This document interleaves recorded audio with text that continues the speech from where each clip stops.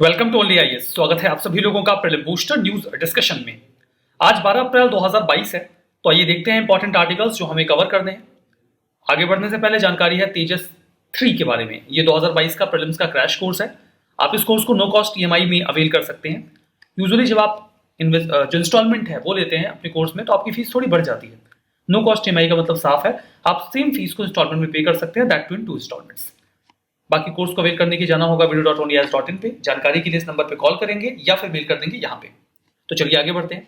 हमारा first article UN peace keepers के बारे में है। कनाडा अपने साथियों के साथ मिलकर प्रयास कर रहा है कि वो बाकी देशों का समर्थन हासिल करे और यूनाइटेड नेशंस जनरल असेंबली में जो भी सदस्य हैं उनका साथ लेकर, जिसमें चाइना को भी वो शामिल करना चाहता है, वो यूक्रेन के लिए एक पीस कीपिंग मिशन तैयार करे, जिसके माध्यम से रशिया यूक्रेन के बीच चल रही इस लड़ाई को रोका जा सके और कोई भी समझौता हासिल किया जा सके। क्या होता है पीस कीपिंग या यूएन पीस कीपर्स? ये एक ज्वाइंट एफर्ट होता है जो department of peace operations and department of operational support दोनों मिलकर रन करते हैं। जो भी पीस कीपिंग मिशंस होते हैं उनका सिक्योरिटी काउंसिल की तरह ऑथराइज किया जाना जरूरी है। उसके बाद उन्हें रिसोर्सेस मिल जाते हैं और वो किसी भी कॉन्फ्लिक्ट वाली कंट्री में जाकर पीस को स्टैब्लिश करने का प्रयास करते हैं। यूएन पीस कीपर्स, इन्हें कई बार या ज्यादातर टाइम पे ब्लू बैरेट्स या ब्लू हेलमेट्स कहा जाता है। स्पष्ट है, आप इमेज में देखेंगे तो आपको दिख रहा होगा कि वो ब्लू कलर की एक जो बैरेट है या फिर हेलमेट है वो पहनते हैं, जिसपे यूनाइटेड नेशंस या यूएन लिखा होता है। दैट्स व्हाई इन्हें ये नाम दे दिया जाता है। इसमें सोल्जर्स भी हो सकते हैं, पुलिस ऑफिसर्स भी हो सकते हैं, इवन सिविलियन पर्सनल भी हो सकते हैं। पीस कीपिंग फोर्सेस में देखिए, जो सिविलियन पर्सनल्स होते हैं वो बेसिकली जो सिविल सर्वेंट्स होते हैं, अलग अलग जो बॉडीज हैं यूएन की, उनमें से उन्हें ही उठा के सिविलियन पर्सनल के तौर पे पीस कीपिंग में भेजा जाता है। Peace keeping forces voluntary basis पर जो कंट्रीज हैं वो कंट्रीब्यूट करती हैं।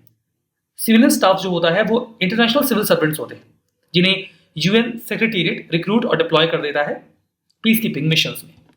3 बेसिक प्रिंसिपल्स पे ये मिशंस वर्क करते हैं। कंसेंट ऑफ पार्टीज, जब भी पीस कीपिंग मिशंस भेजे जाते हैं तो जो वॉरिंग पार्टीज हैं उनकी कंसेंट ली जाती है। मतलब इस मामले में इसके लिए यूक्रेन और रशिया दोनों का समर्थन जरूरी होगा। वो कहेंगे कि ठीक है आप भेजिए, हम एंटरटेन करेंगे। दूसरा, इम्पार्शियलिटी। ऐसा नहीं होगा कि पीस कीपिंग मिशन में जो सोल्जर्स गए हैं वो किसी एक पार्टी को सपोर्ट कर रहे हैं दूसरे के अगेंस्ट में, ऐसा नहीं हो सकता।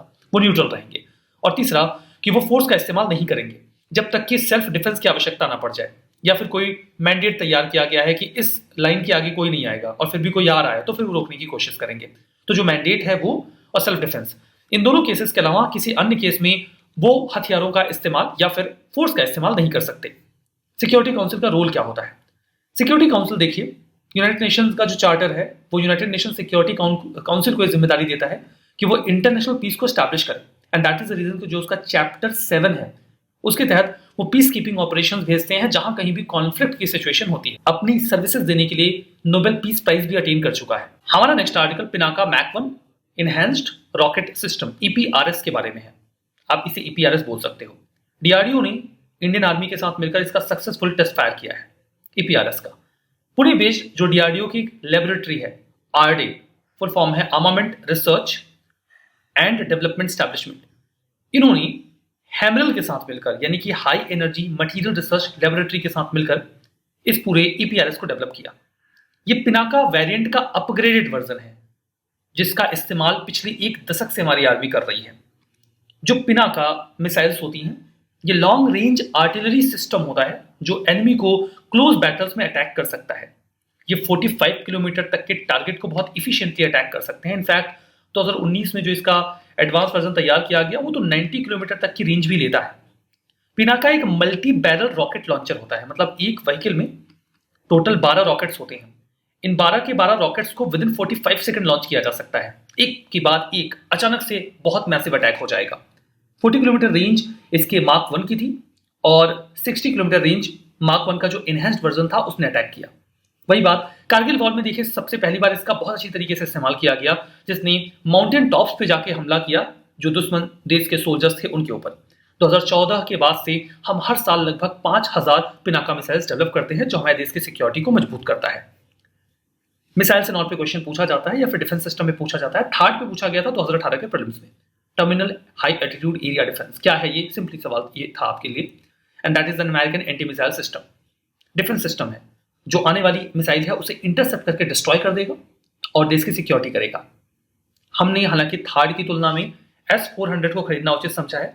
S-400 थार्ड की तर्ज पर ही बनाया गया एक terminal high altitude area defence system है। दोनों ही एक ही नेचर के हैं। तो S-400 हम रशिया से ले रहे हैं।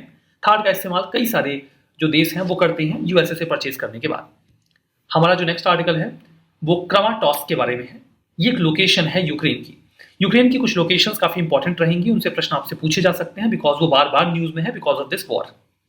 तो जो क्रामाटॉर्स्क है ये एक शहर है या एडमिनिस्ट्रेटिव सेंटर है जो नदन पोर्शन है डोनेस्क ओब्लास्ट का या रीजन का यूक्रेन में, जहां पर जो एक्टिविटीज हैं रशिया की वो काफी ज्यादा एग्रेसिव हैं या बहुत ज्यादा एक्टिव हैं। वहां पे उन्हें रेबल्स का भी सपोर्ट प्राप्त है। 11 अक्टूबर 2014 के बाद से ही जो क्रामाटॉर्स्क है वो एक प्रोविजनल सीट बनी हुई है डोनेस्क ओब्लास्ट की। वहां पर तैयारी कर रहा है यूक्रेन और उस एरिया को रीगेन करने की कोशिश करेंगे। हमारा नेक्स्ट आर्टिकल सीमा दर्शन प्रोजेक्ट के बारे में है। आपके मन में भी कई बार इच्छा होती होगी कि मैं बॉर्डर एरियाज पे जाऊं और देखूं कि हमारे जो बीएसएफ के सोल्जर्स हैं वो किस कंडीशन में हमारे देश को प्रोटेक्ट करते हैं। Union home and cooperative minister Amit Shah ji ने इनॉग्रेट किया है Seema Darshan project. Indo Pak border जो गुजरात का ये जो बनासकांठा डिस्ट्रिक्ट है उस एरिया के लिए मल्टीपर्पज टूरिज्म प्रोजेक्ट है। प्राइम मिनिस्टर नरेंद्र मोदी के डायरेक्ट गाइडेंस में इस पूरे प्रोजेक्ट को कंप्लीट किया गया है। सीमा दर्शन प्रोजेक्ट जो है इसके माध्यम से अपॉर्चुनिटी मिल जाएगी लोगों को कि वो बॉर्डर एरियाज में जा सकेंगे और बीएसएफ पर्सनल कैसे काम कर रहे हैं, उनकी जो प्रॉब्लम्स हैं या फिर वो कितने टफ इन्वायरमेंट में वर्क करते हैं, देश को प्रोटेक्ट करते हैं, उस चीज को वो रियलाइज भी कर पाएंगे। सभी प्रकार की टूरिस्ट फैसिलिटीज वहां पे अवेलेबल होंगी जिसमें उनको एक स्पेशल अट्रैक्शन मिले उस एरिया में जाकर विजिट करने को लेकर। 1,25 लाख का इन्वेस्टमेंट किया गया है इस पूरे प्रोजेक्ट को ऑपरेशनलाइज करने के लिए। हमारा नेक्स्ट आर्टिकल माइक्रो स्विमर्स के बारे में है। माइक्रो स्विमर्स मतलब कुछ छोटा ऐसा जो स्विम कर सकता हो। कहां स्विम करेगा? हमारे ब्लड में स्विम कर सकता है, हमारे किसी बॉडी फ्लूइड में स्विम कर सकता है और वहां पर वो दवाइयां पहुंचा सकता है।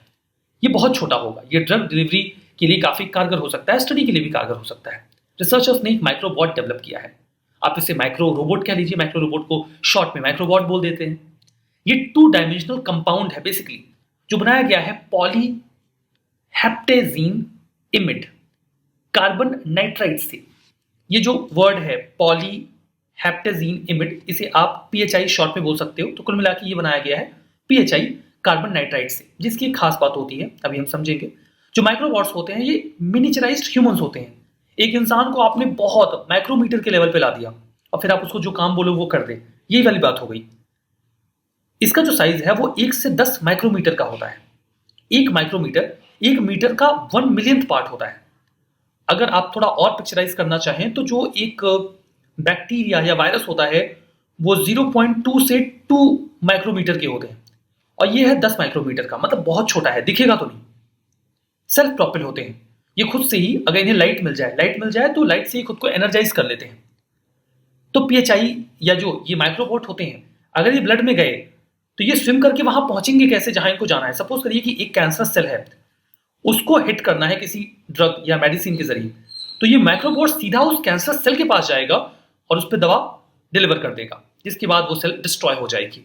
इससे कई तरीके के इलाज संभव हो पाएंगे। PHI carbon nitride micro particles photo catalyst होते हैं, मतलब कि लाइट की प्रेजेंस में ये खुद को एक्टिवेट कर देते हैं और जो चार्जेस ये अपने आसपास क्रिएट करते हैं वो इस लिक्विड में एक प्रकार की इंस्टेबिलिटी क्रिएट कर देता है। आप यूं कह सकते हो कि आसपास का जो लिक्विड है वो एक्टिव हो जाता है और जब वो लिक्विड एक्टिव हो जाएगा तो उस लिक्विड में एक फ्लो आ जाएगा और उसी फ्लो के सहारे ये माइक्रोबॉट्स भी फ्लो करेंगे जो भी लिक्विड में ये प्रेजेंट है, चाहे वो ब्लड हो या फिर कोई अदर बॉडी फ्लूइड हो।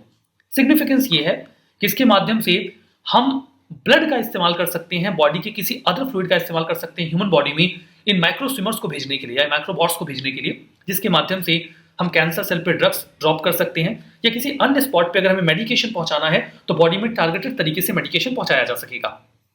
हमारा नेक्स्ट आर्टिकल यक्षगान के बारे में है। कई सारे स्टूडेंट्स मध्य प्रदेश, उत्तर प्रदेश, वेस्ट बंगाल, गुजरात, राजस्थान से खुद को एनरोल कर रहे हैं यक्षगान थिएटर में ट्रेनिंग के लिए। लोग इंटरेस्टेड हैं यक्षगान में and that is the reason कि न्यूज में है।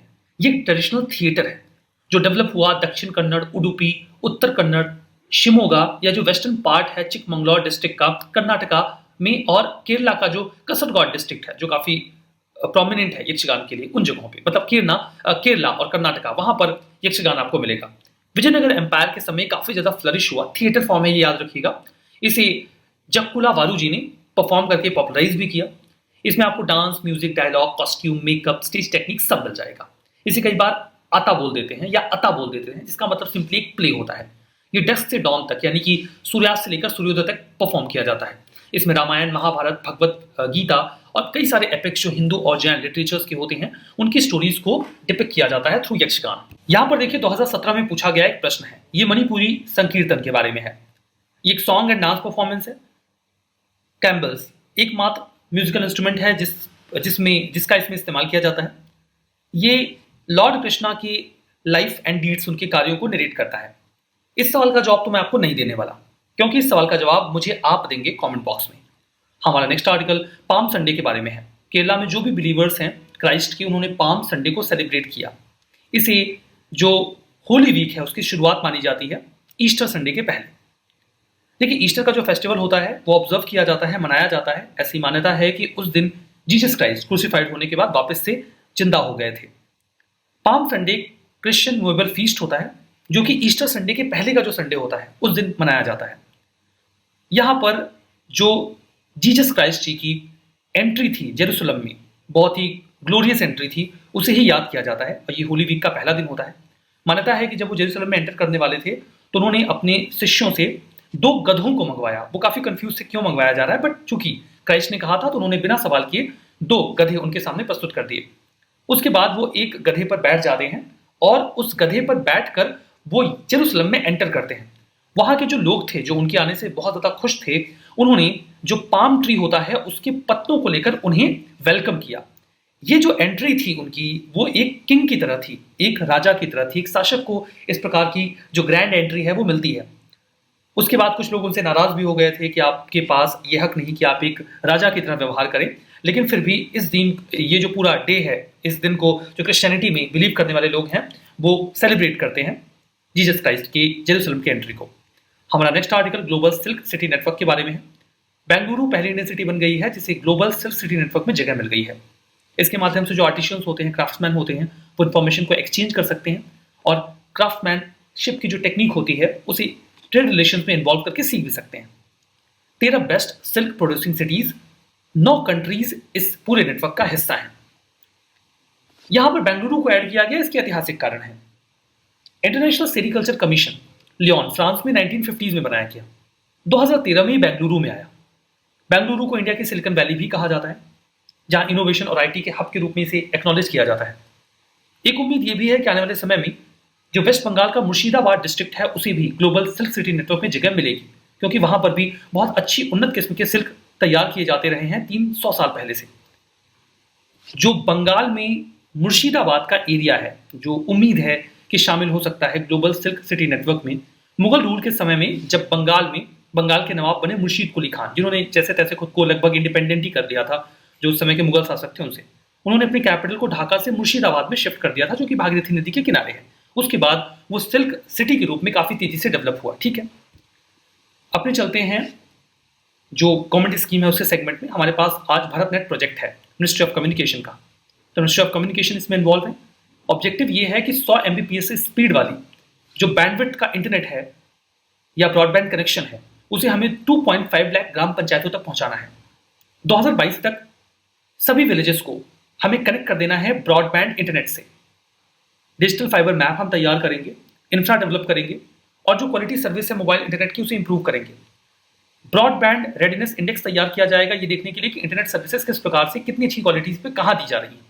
इसे इंप्लीमेंट किया जाएगा एक स्पेशल पर्पज व्हीकल के माध्यम से, और वो जो व्हीकल है उसका नाम भारत ब्रॉडबैंड नेटवर्क है जो डिपार्टमेंट ऑफ टेलीकम्युनिकेशन के तहत काम करती है। इसमें जो पैसा खर्च किया जा रहा है वो यूनिवर्सल सर्विस ऑब्लिगेशन फंड के माध्यम से लाया जाएगा। इस फंड में पैसे कंट्रीब्यूट करती है टेलीकॉम कंपनीज। इसके माध्यम से हम ई एजुकेशन, ई हेल्थ, ई गवर्नेंस इन सबको भी बढ़ावा दे पाएंगे। भारत नेट प्रोजेक्ट को NOFN भी बोलते हैं, नेशनल ऑप्टिक फाइबर नेटवर्क। पहला फेज इसका 2017 तक था जिसमें हमें 1 लाख ग्राम पंचायतों को कनेक्ट करना था। दूसरा फेज 2019 तक 2,50,000 ग्राम पंचायतों के लिए, और तीसरा फेज अभी रनिंग है 2023 तक के लिए। ये सारी बातें भारत नेट प्रोजेक्ट के बारे में रिवीजन करेंगे। Global silk city network, Chandigarh को शामिल किया गया है, गलत है। अभी तो पढ़ा। बेंगलुरु, यक्षगान, गुजरात के पोरबंदर में 5 दिन लंबा फेस्टिवल है। केरला, कर्नाटका, गलत। यूएन पीस कीपर्स, ये मेंबर कंट्रीज वॉलंटरी बेसिस पे कंट्रीब्यूट करते हैं, दैट्स ट्रू। पिनाका मैक 1 या ईपीआरएस, अमेरिकन एंटी मिसाइल सिस्टम, गलत है। Rocket, multi barrel rocket launching system है इंडिया का।